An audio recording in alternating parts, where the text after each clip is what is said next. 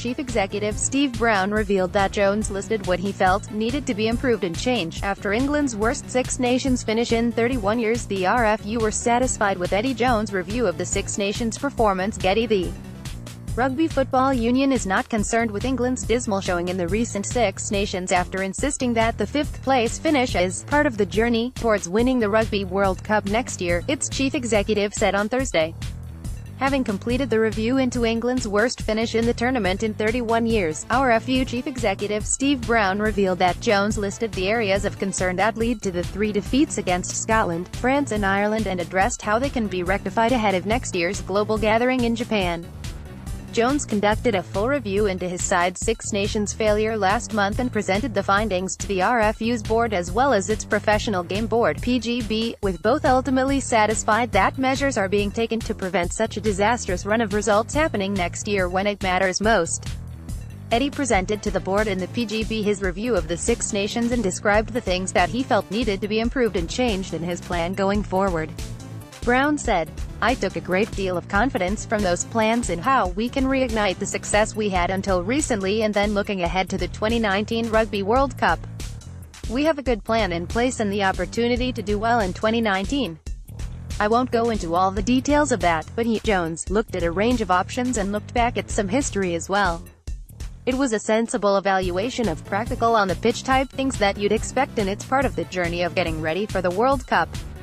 I won't go into the details of it, some of it is quite sensitive in a way, but he's definitely analyzed it fully as you'd expect him to do, and that's been well tested with both the board and the professional game board." He added, "Eddie is preparing for the Barbarians in May and then for the South Africa tour. It's a big ask going to South Africa, it's a very big challenge, but we're looking forward to that." One player who looks set to feature on that tour against the Springboks in June is the current Wellington Hurricanes captain Brad Shields, who will join Wasps once the Super Rugby season comes to an end in August. The New Zealand-born flanker qualifies to play for England through his parents, and Jones looks set to call him up to the squad in light of his decision to move to the Premiership that meets the RFU's policy of only selecting players from home clubs. However, the move has caused issues among the New Zealand Rugby Union and ZRU, with Chief Executive Steve Tew initially claiming that they will look to block any call-up this summer given that Shields is still contracted to the Hurricanes, before easing his stance on the matter the following day.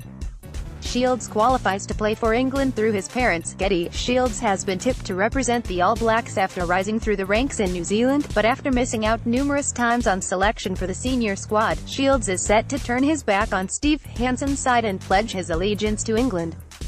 Despite the dispute, Brown is confident that Shields will have to be released for England duty if needed under World Rugby's Regulation 9, which addresses the right to release for matches rules. "It's a hypothetical situation as it stands at the moment," Brown noted, with Jones due to name his squad for the summer tour of South Africa on the 10th of May, "but clearly you guys probably understand as well as I do of the Regulation 9 arrangements, and if we were in a position where Eddie was to select Brad and to require him for the squad, then we would go through the normal process of that." Follow The Independent Sport on Instagram here, for all of the best images, videos and stories from around the sporting world.